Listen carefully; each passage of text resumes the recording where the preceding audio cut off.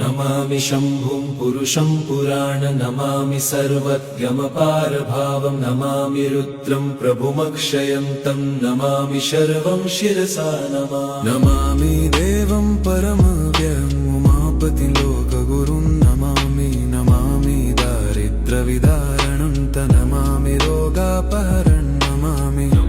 कल्याणमचिन्त्यरूपं नमामि विश्वोत्थबीजरूपं नमामि विश्वस्थितिकारणं नमामि संहारकरं नमामि गौरीप्रियमव्ययं तं नमामि नित्यं क्षरमक्षरं तं नमामि चिद्रूपममेयभावं त्रिलोचनं तं शिरसा नमामि कारुण्यकरं भवस्य भयङ्करं वापि सदा नमामि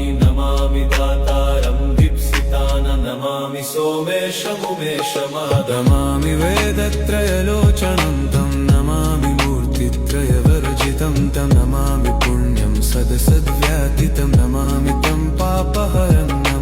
नमामि विश्वसहिते रत्त नमामि रूपाणि बहुनि धत्ते यो विश्वगोप्ता सदसत्प्रणेत नमामि तं विश्वपतिं नमामि यज्ञेश्वरं सम्प्रति हव्यकव्यं तथागतिं लोकसदाशिवो